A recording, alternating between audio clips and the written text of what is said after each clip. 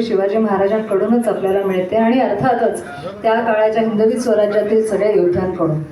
मला आज खरोखर आनंद होतोय की जगन्नाथ शंकर शेठ यांचे कुटुंबीय इथे उपस्थित आहेत आणि तुमचंही योगदान मुंबईसाठी महाराष्ट्रासाठी खूप मोलाचं आहे.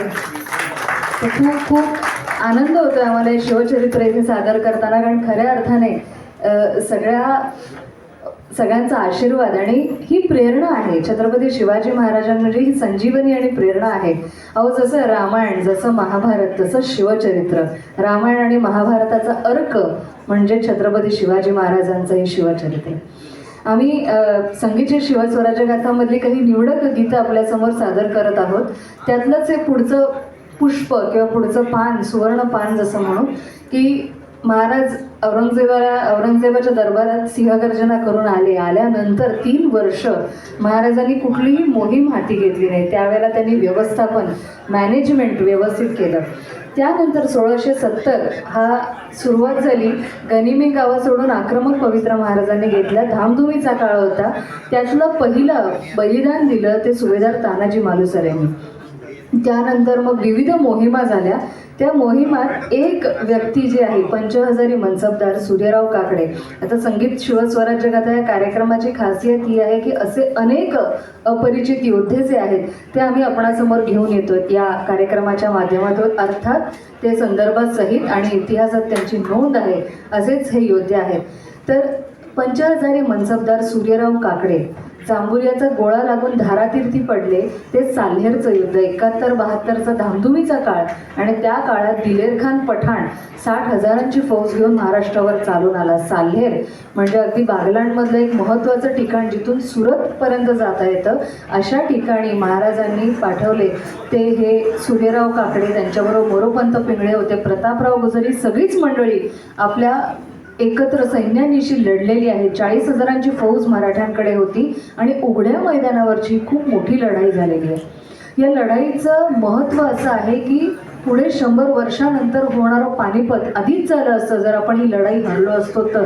पण मराठी एवढे चिवट की त्यांनी खऱ्या अर्थाने ही लढाई जिंकली आणि त्यामुळे सुरत आणि पुढे मोगलांवर कायमचा वचक बसला. हे एक महत्त्वाचं युद्ध आहे सालेरचं. आणि या व्यक्तीविषयी जर सांगायचं झालं, सूर्यराव काकडेंविषयी, तर नरावडे सरांनीच लिहिलेलं एक खूप सुंदर काव्य आहे. हा दुर्ग असा साल्हेरीचा, हा दुर्ग असा साल्हेरीचा, इतिहास इथे घडला मोठा, आव्हान खुल्या मैदानाचे, रण जिंकून गेला मरहट्टा. त्या सूर्यमंडळा भेदून गेले सूर्यराव काकडे बघा, तो 10,000 वीरदुतर्फा, खर्चुनी आमचा जय झाला, खर्चुनी आमचा जय झाला.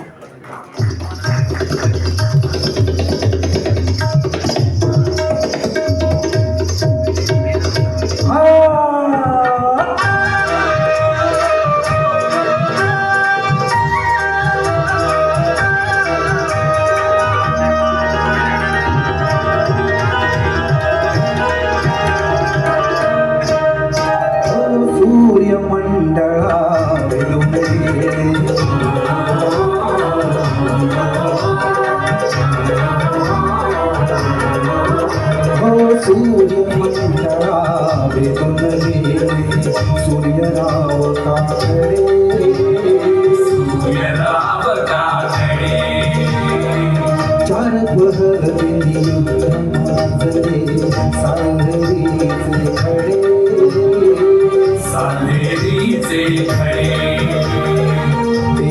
एक शिर उडवून त्यानी, एक शिर उडवून त्यानी, रास चिरी धडे, असे मराठी वीर आमच्या शिवबाचे वाकडे. मराठी पाऊल पडते पुढे, मराठी पाऊल पडते पुढे, मराठी पाऊल पडते पुढे, मराठी पाऊल पडते पुढे.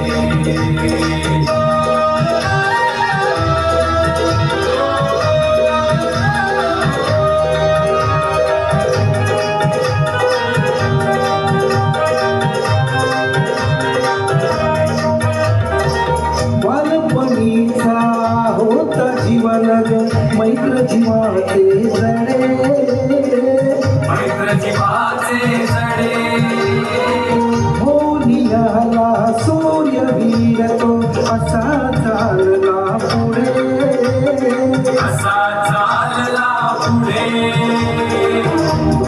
जैसा कर्ण भारती त्या समयोधा स्मरे 50,000 अधिकाराचे होते राजस रूपडे होते राजस रूपडे चक्रव्यूह कापून काढले चक्रव्यूह कापून काढले असा धुराळा उडे असे मराठी वीर आमच्या शिवाचे पागळे मराठी पाऊल पडते पुढे मराठी पाऊल पडते पुढे मराठी पाऊल पडते पुढे मराठी पाऊल पडते पुढे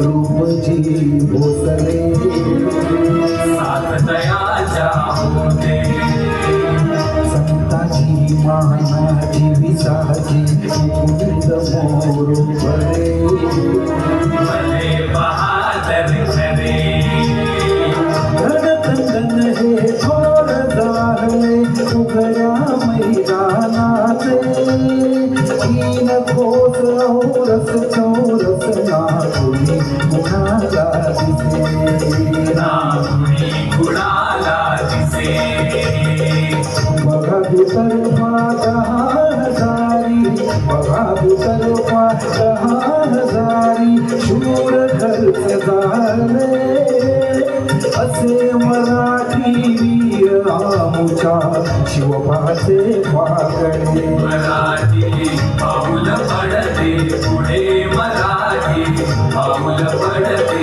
पुढे मराठी पाऊल पडते पुढे मराठी पाऊल पडते पुढे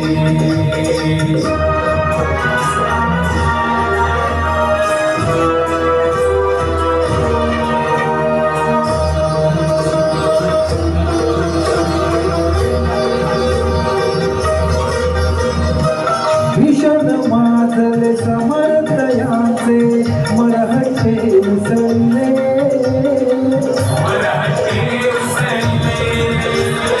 पूर वाहिले चिखल जाहले रक्तमास चौकडे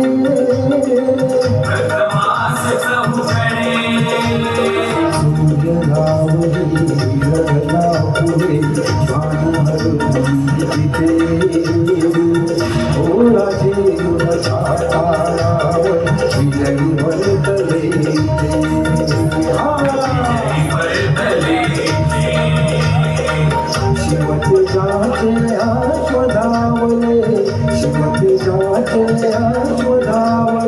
चंद्र भासला असे मराठी वीर आमच्या शिवबाचे पागळे मराठी पाऊल पडते पुढे मराठी पाऊल पडते पुढे मराठी पाऊल पडते पुढे मराठी पाऊल पडते पुढे मराठी पाऊल पडते पुढे मराठी पुढे मराठी मराठी पाऊल पडते पुढे